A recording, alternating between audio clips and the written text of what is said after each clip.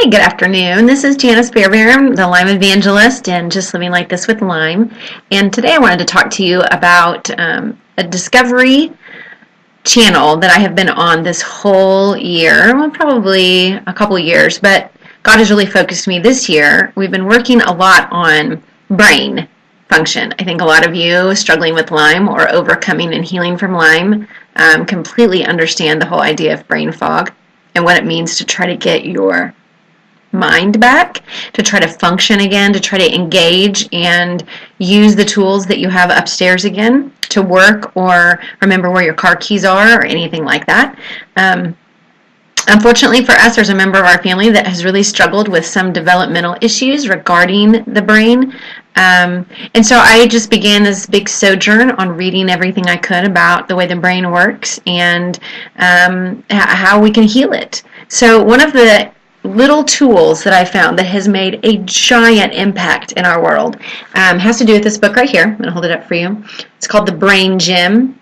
It was written by Paul and Gail Dennison decades and decades ago. This is a revised edition that I spent way too much money on Amazon because it's out of print. You can find, hopefully within maybe a used bookstore or on Amazon yourself, some information about Brain Gym.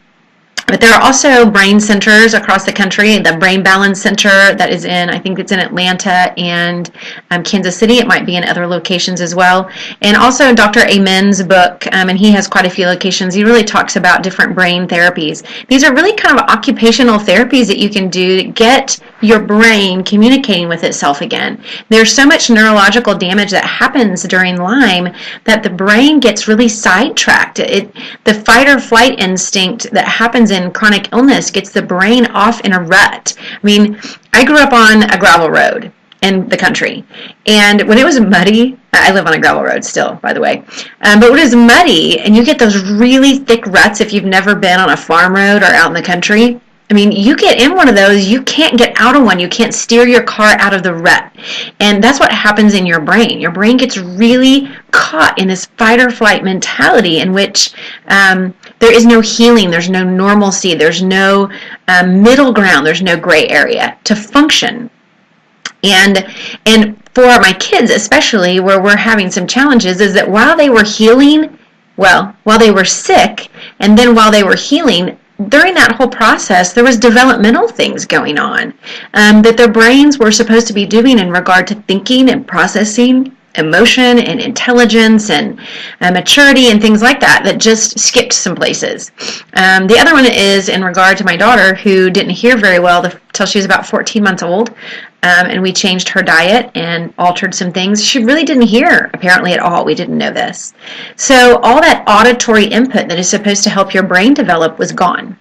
There are a lot of different articles that talk about all these developmental things that happen in your body that help your brain grow and function. So if you have a child that doesn't crawl, or doesn't have, or has an incorrect startle reflex, or has a lack of auditory input, there's a lot of markers that tell in detail things that get missed then in brain development. So we apparently, for my daughter, had some missing elements as far as development where her right and left brain were not talking together as well as they should. So these brain gym activities, there's like 26, I think, in the book. They're completely simple.